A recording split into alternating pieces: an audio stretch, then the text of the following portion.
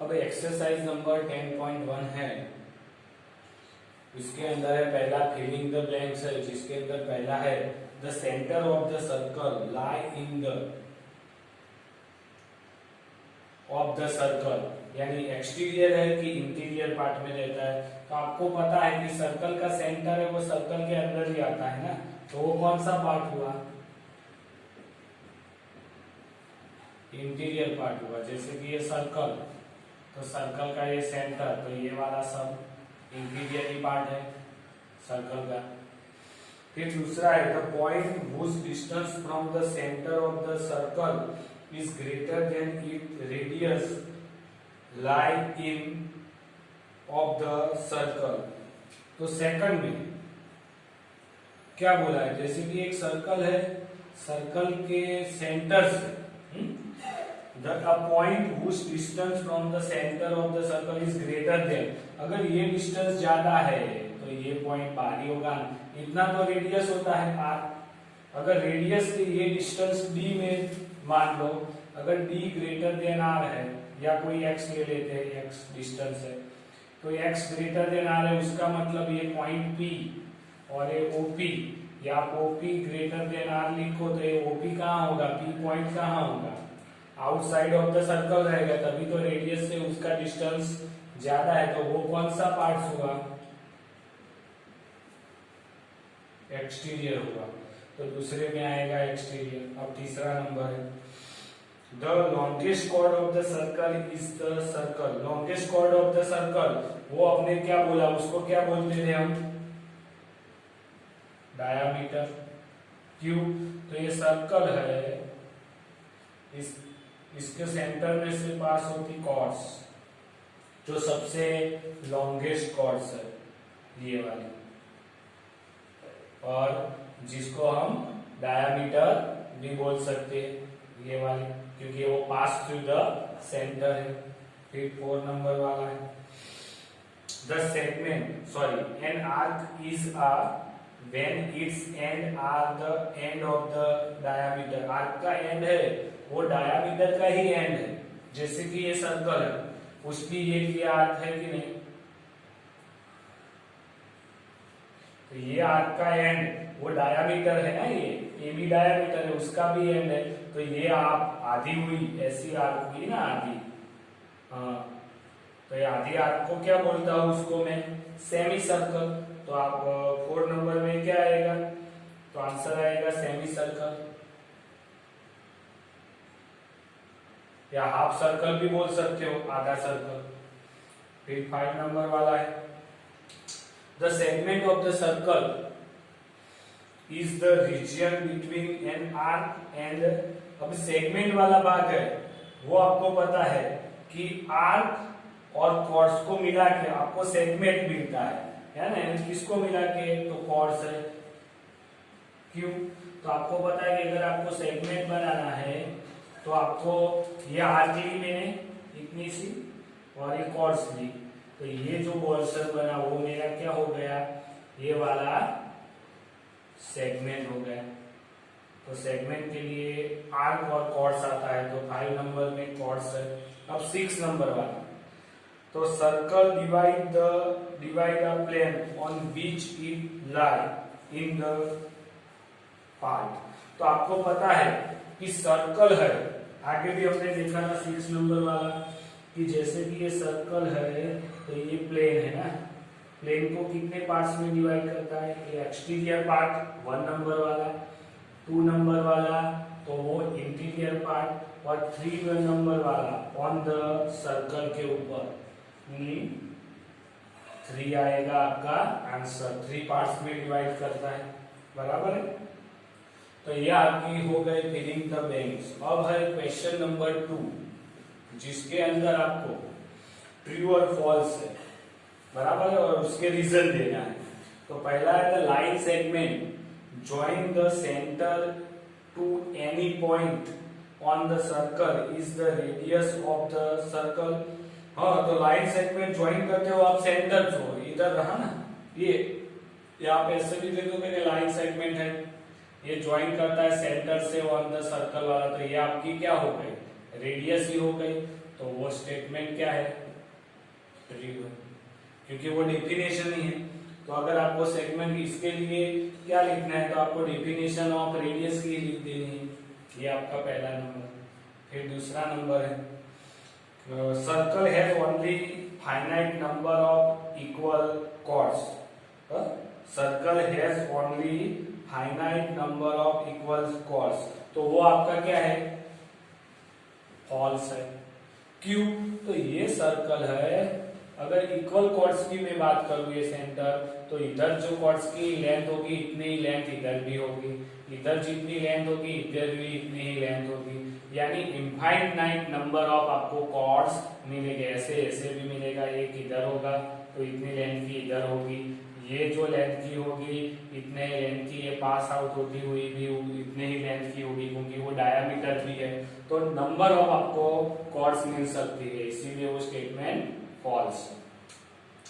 Third number वाला, तो if the circle is divided into the 3 equal arc, each is the major arc, तो वो भी आपको पता है क्या होगा, फॉल्स। अगर ये सर्कल है और वो सर्कल 3 आर्क में डिवाइड होता है, जैसे कि इधर से ये 1, जैसे कि इधर से मैं ले लूं तो 1, ये 2 और इधर से ये 3, तो ये 3 आर्क में डिवाइड होता है। तो ये आर्क आप देखो तो इसके अंदर सेंटर आता नहीं है, तो तीनों आर्क कैसी होगी, माइनर आर्क ही बनेगी। अगर ये पॉइंट है बी पॉइंट सी और ऐसे पॉइंट है, तो आर्क ए बी की बात करो, आर्क बी सी लो या आर्क ए सी लो, और तीनों कैसी रहेगी, माइनर आर्क की रहेगी, मेजर आर्क आएगी नहीं, क्योंकि वो उसको ज्वाइन करने पर या उसके अंदर ही ये एरिया या सेंटर कवर होता नहीं है। 4 नंबर वाला, the chords of the circle which is the twice as long as its radius is the diameter of the circle। सीधी सी बात है, ऐसी कोई कॉर्ड्स की बात की है कि जो ये रेडियस है, ये रेडियस के 2 गुना है, तो अगर ये रेडियस है उसकी 2 गुना ये हुई, यानी रेडियस तो 2 गुना है, तो वो क्या हुआ, डायामीटर ही हुआ ना, diameter is equal to 2 into radius होता था, तो रेडियस की 2 गुना है ऐसी कोई, और ये डायामीटर है, वो लॉन्गेस्ट कॉर्ड्स भी आप बोल सकते हो, कॉर्ड्स भी, तो ये कॉर्ड्स भी बोल सकते हो, डायामीटर भी बोल सकते हो, इसीलिए ये स्टेटमेंट कौन सा है, ट्रू है। क्योंकि जो ऐसी कोई कॉर्ड्स है जो रेडियस के 2 गुना है, तो वो क्या हो गए, डायमीटर ही हो गए, उसके अंदर से सेंटर से ही पास होने वाली है, इसीलिए वो डायमीटर हो गए। फिर है sector is the region between the chords and is corresponding arcs, तो वो क्या है, फॉल्स है बात।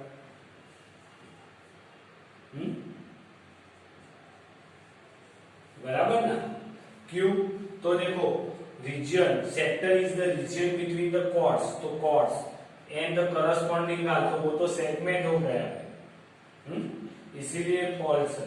क्योंकि सेक्टर है तो इसके अंदर तो क्या आता है, 2 रेडियस आती है, एक ये और आर्क आता है, इन 3 चीजों का होता है, यानी रेडियस और आर्क आता है, इसीलिए 5वां स्टेटमेंट कैसा है, फॉल्स है। अब आगे देखते हैं, तो अब ये लास्ट है, the circle is the plane figure, 6 number वाला,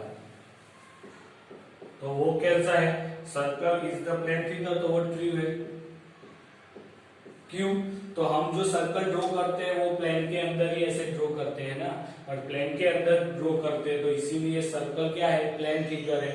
दूसरी बात, हम कोई एक पॉइंट से इक्वल डिस्टेंस पे आए हुए हैं, सभी पॉइंट को हम क्या करते हैं, जोड़ देते हैं, तो ये पॉइंट कहाँ आते हैं, प्लेन के अंदर ही रहते हैं ना, और तभी आपका सर्कल बनता है, इसीलिए स्टेटमेंट क्या है, ट्रू है। तो आपको इस तरह से मैंने समझाया, इसके हिसाब से स्टेटमेंट भी इसके अंदर लिख देना है, ट्रू है फॉल्स करके, साथ में उसका स्टेटमेंट भी यूज करना है। इधर हमारी एक्सरसाइज 10.1 कंप्लीट होती है।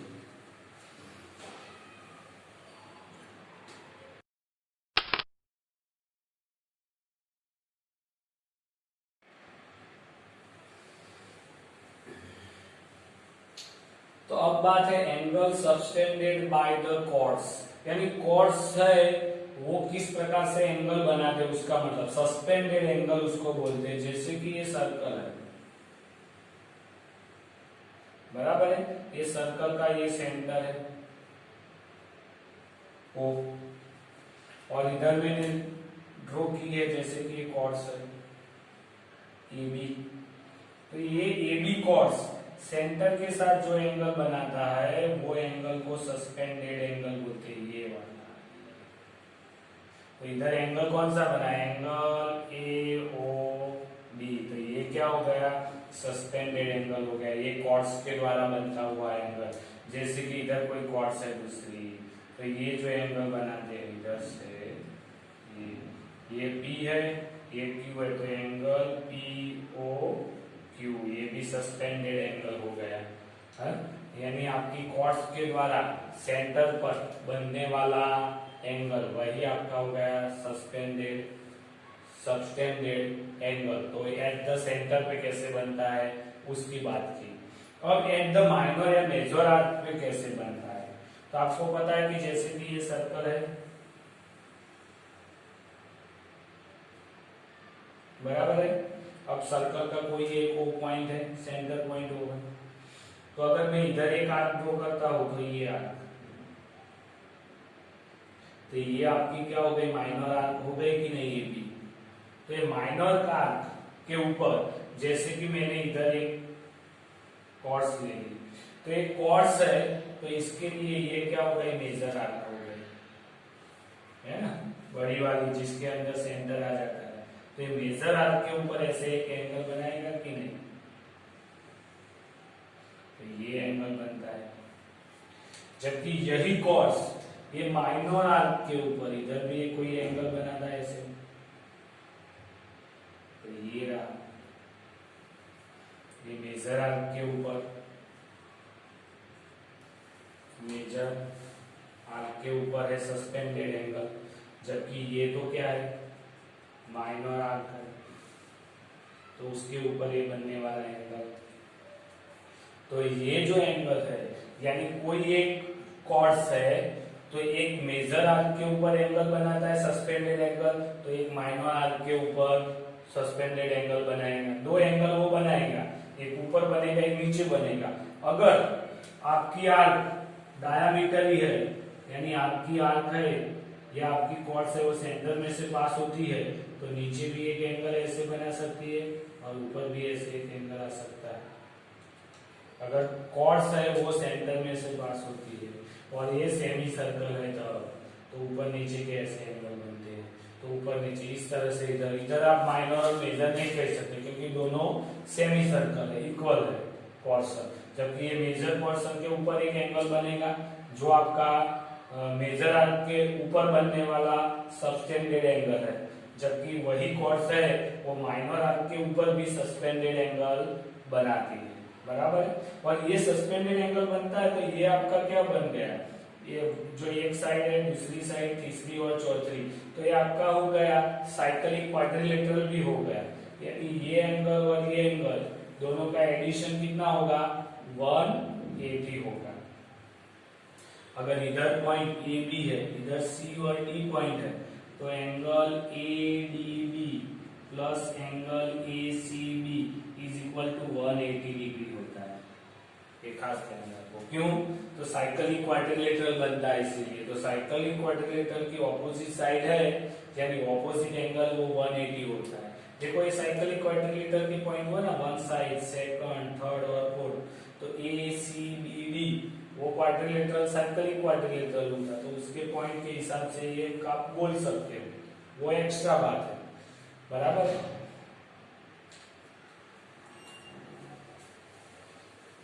यहाँ 14 आंसर भी